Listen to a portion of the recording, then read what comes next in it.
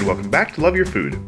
This week we have a very simple recipe for you. This is French onion soup. Now, it doesn't take a lot of effort, but it does take a lot of time. So this is one of those recipes where you don't actually have to do a whole lot for this one, but you do have to let it cook for a long time. Let's get going with some ingredients.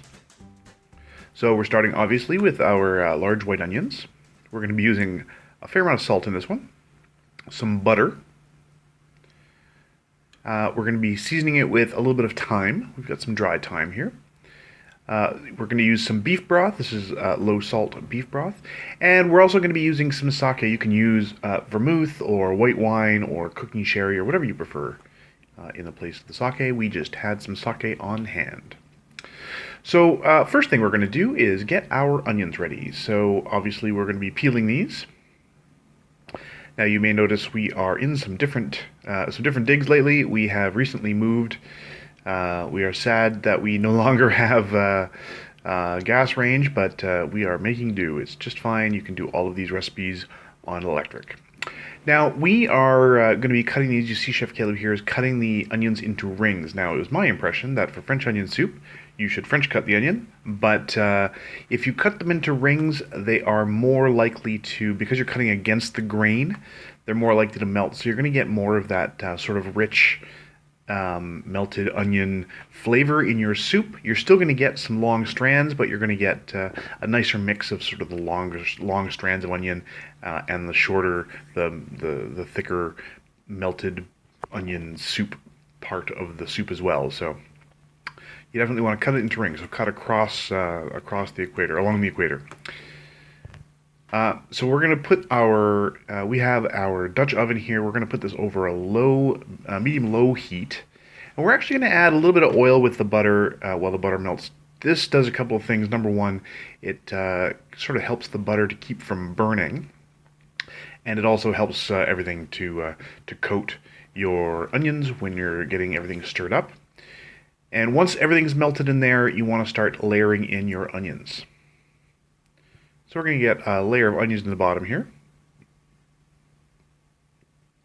And then a generous sprinkle of salt in there. We're using some kosher salt.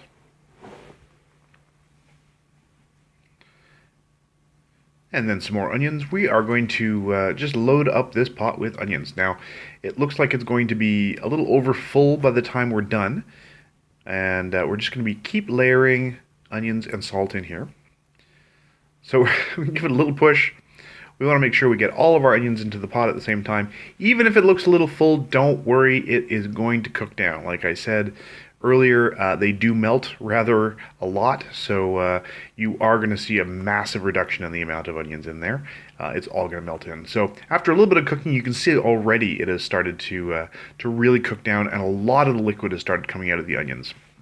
So you want to keep this on a super low temperature. You don't want a lot of searing. You don't want a lot of color. You see a little bit of color here. This is actually more than we want. We want everything to just color very slowly. We want everything to cook very slowly here. We don't want a lot of sear. That's not bad. It's not terrible. It hasn't ruined anything. We're just going to stir that in. It's going to that nice Maillard reaction is going to mix in. You're going to get that sear sort of as part of the overall flavor of the soup. We don't want to encourage that. We want as much slow cooking as possible. So we're just going to stir that all in. We're going to make sure it's all sort of evenly heated through there. If we find that there's some hot spots, we're going to turn down the heat just a little bit to make sure that it's all simmering very slowly. After a little more cooking, you can see it has started to darken here, and it has cooked down even further. A lot of those pieces of onions have broken down, have melted down, and we have this, we haven't added any liquid to this at all. This is all just the liquid coming out of the onions from the salt. So everything you see in here is only what you've seen us put in. So this is the onions, the salt, the butter, and the oil. And the onions are just melting, they're releasing all their juices. It smells fantastic. Now you will go through a portion of cooking here where the onions sort of take on a slightly metallic scent. Just cook through that, and by the time you're done, it'll be fantastic. So once we're at this stage, it's about time to add our thyme. and a little bit of our beef broth. We're only going to add about half of this box. And of course, all of the amounts of the ingredients are going to be in the description below, as usual, as well as cooking times. So we're just going to add that in, and we're going to get everything a good stir. You can see, even before we added the beef broth, it has darkened even more. And we're going to just continue to let that cook very slowly on low temperature.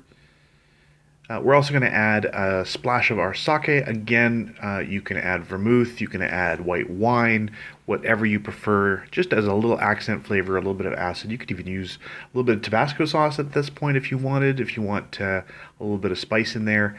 It's fairly non-traditional, but you could if you wanted.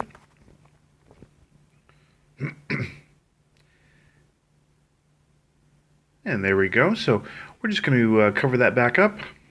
Actually, now's a great time to give it a taste to make sure that the flavors are pretty much where we want it. So we're going to give it a taste.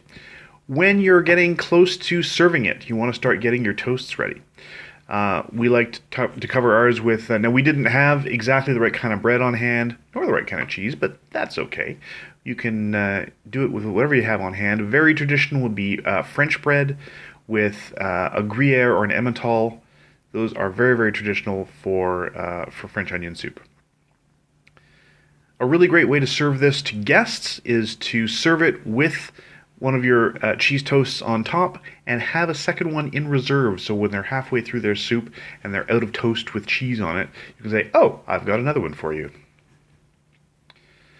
So we're going to put this in the oven for a little while just to give it a good toast, just for 3 minutes to start. We're going to take that out, we're going to flip it over, and we're going to add the cheese to melt on the other side.